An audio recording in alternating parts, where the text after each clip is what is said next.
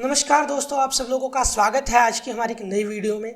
आज हम आपसे बात करने वाले हैं कि वास्तुशास्त्र की जो परिभाषा है, अर्थात कि वास्तु की उत्पत्ति कैसे हुई, वास्तु शब्द की उत्पत्ति कैसे हुई और वास्तु का क्या एक सिद्धांत है, वास्तु का जो हमारे हिंदू धर्म में, हमारी संस्कृति में जो बताया गया है, जो कि हमेशा से वास्तु का उद्देश्य रहा है। हिंदू धर्म में जो बताया गया, संस्कृति से बताया गया, मानव कल्याण के बारे में बताया गया, उसके बारे में।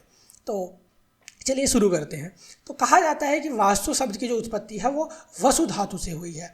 इसका मतलब यह है कि मानव द्वारा जो बनाई गई, यानी हम मनुष्य द्वारा जो बनाई गई जितनी भी भवन की वह कला है, जिसके द्वारा मनुष्य प्राकृतिक आपदाओं से, उपद्रवों से छुटकारा प्राप्त करता है, साथ ही वास्तु वह ज्ञान भी है जो भूखंड पर भवन निर्माण से लेकर हमारे उसमें प्रयोग होने वाले सभी वस्तुओं के बारे में हमको बताता है, हमारा मार्गदर्शन करता है। और इससे यह सिद्ध होता है कि घर को बनाने के भूमि को ही वास्तु कहा जाता है। यानी कि घर को बनाने के लिए जो भूमि होती है, जो स्थान हम तय करते हैं भवन निर्माण के लिए, उसे ही वास्तु कहते हैं।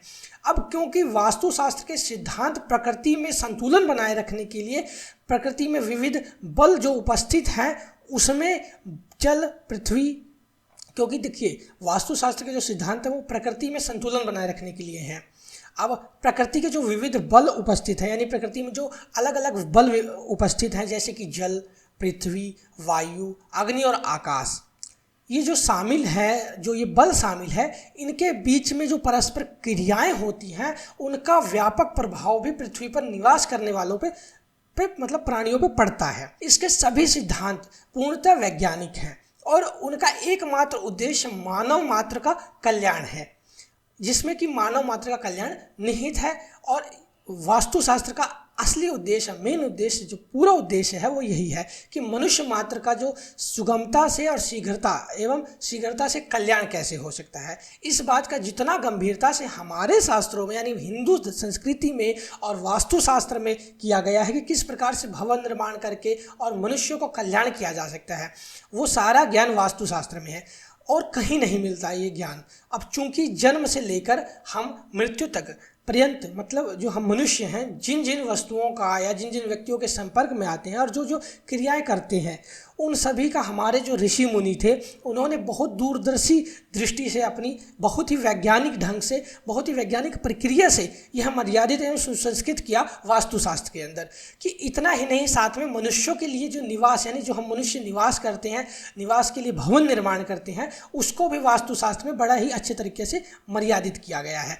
बल्कि वास्तुशास्त्र का संबंध तो हमारे वेदांग से ही माना गया है और भारतीय वास्तु विद्या का जो जन्म हुआ है वो भी वेदांग से हुआ है, जिसका आश्रय यह रहा है कि जो भारतीय वास्तुकला है उसका आश्रय सदैव धर्म रहा है, कि धर्म का स्थापित किया जा सके। जैसा कि हमारे बहुत से संस्कार हुए हैं जिसमें कि हम यज्ञ करते हैं, पूजा पाठ करते हैं, वेदी निर्माण करते हैं, भवन निर्माण से पहले भू संस्कार करते हैं, भूमि को नापते जोखते हैं, उसमें वेदी की रचना करते हैं। ये सारे आवासीय अंग होते हैं और जिनका संबंध हमेशा से, जिनका दिशा निर्देश हमेशा से हमारे ग्रंथों में पाया गया है, जो कि कालांतर में ही बहुत अच्छे से वास्तु विद्या के सूत्रपात रहे हैं। तो वास्तु विद्या का जो सुमेललेख कहीं कहीं जहाँ हम वास्तु विद्या, वास्तु स्थान आवश्यकता कहा जाता है कि आवश्यकता आविष्कार की जननी है। तो भवन संबंधी जो भी निवास मानव सभ्यता या मानव में रही है वो सनातन से सर्वत्र कही गई है, यानी कि सर्वत्र रही है।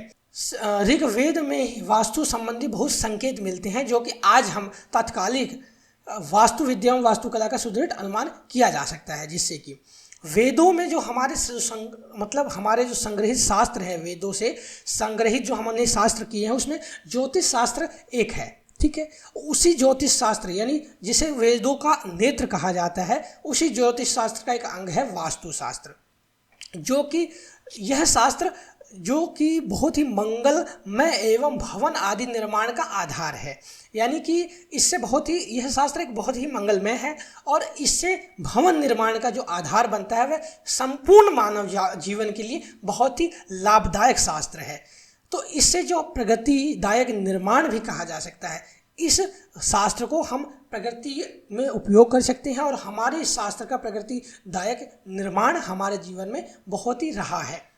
तो प्रगतिदायक इस निर्माण को हम कहते हैं, ये और सबसे खास बात इस शास्त्र की यह है कि यह कल्पनाओं पर आधारित नहीं है। ठीक है, इसका जो कल्पनाओं के बजाय यह अनुभवों पर निर्धारित है, जो कि अपूर्व शास्त्र है, लेकिन यह कल्पनाओं पर आधारित ना होकर इसका जो मेन प्रधानता है, यानी कि इसका मेन उद्देश्य जो है वो है अनुभव। इस शास्त्र की जो सृष्टि और वैचित्र यानी मानव कल्याण के बीच की जो कड़ी है, यानी सृष्टि के बनने से लेकर मानव कल्याण के बीच की जो कड़ी, इसी शास्त्र को माना जाता है। और इसकी जो दिशा है, क्योंकि दिशा मानव की दशा को बदल सकती है, इसलिए वर्तमान समय में जो हम आवास और भूमि के प्रकार यानी देव अथवा मनुष्य जहाँ जहाँ निवास करते हैं उसी को कहते हैं वास्तु। तो उस निवास स्थल का वर्णन इस प्रकार है, जैसे भूमि हो गया, प्रसाद हो गया, देवालय हो गया, यान एवं समय, इसमें जो प्रधान वस्तु भूमि ही है। तो क्योंकि शेष सभी इसी से उत्पन्न होते हैं।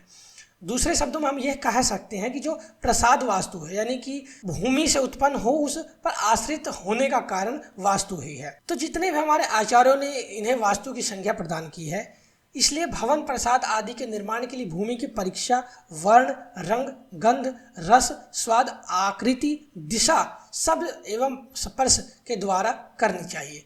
तो हमेशा हमको ये याद रखना चाहिए कि जो हमको भूमि का चयन है वो रंग, गंध, रस, स्वाद और आकृति और दिशा और शब्द एवं स्पर्श के द्वारा ही करनी चाहिए, और उसकी परीक्षा के बाद ही निर्माण कार्य की शुरुआत करनी चाहिए, जिस प्रकार आवश्यकता के अनुसार भूमि ग्रहण करनी चाहिए। इस प्रकार आपको वास्तु का आशय भूमि ही जानना चाहिए और इसे ही वास्तु समझना चाहिए। तो वास्तु का जो तात्पर्य है वो यह है, जो कि हमें जब भी वास्तु यानी भूमि का चयन करना चाहिए तो हमेशा हमको यह ध्यान में रखना चाहिए कि जो उसके नियम हैं, यानी कि हमको उसके रंग, गंध, रस, स्वाद, इस सारी चीज़ों के बारे में जानना चाहिए। और इसके अगली वीडियो में हम आपको बताएंगे कि भूमि का चयन किस प्रकार करना चाहिए और वेद और शास्त्रों में भूमि के चयन के बारे में क्या क्या बताया गया है, क्या क्या नियम बताए गए हैं और किस किस प्रकार से उनकी चर्चा हुई है। तो अगली वीडियो आप लोग जरूर देखना चाहेंगे, इसलिए वीडियो को लाइक और चैनल को सब्सक्राइब करना ना भूलें। और इस वीडियो में अगर आपको कोई बात ना समझ आई हो सकता है मैंने कुछ कठिन तरीके से इन शब्दों को प्रयोग में लाया हो, तो आप मुझे कमेंट करें, तो मैं एक अच्छी से डिटेल वीडियो पर्टिकुलर उस टॉपिक पे बताऊंगा आपको बनाकर, जिस टॉपिक आपको नहीं समझ आएगा। तो प्लीज़ इस वीडियो को लाइक करें, चैनल को सब्सक्राइब करें। मिलते हैं एक नई वीडियो के साथ। धन्यवाद।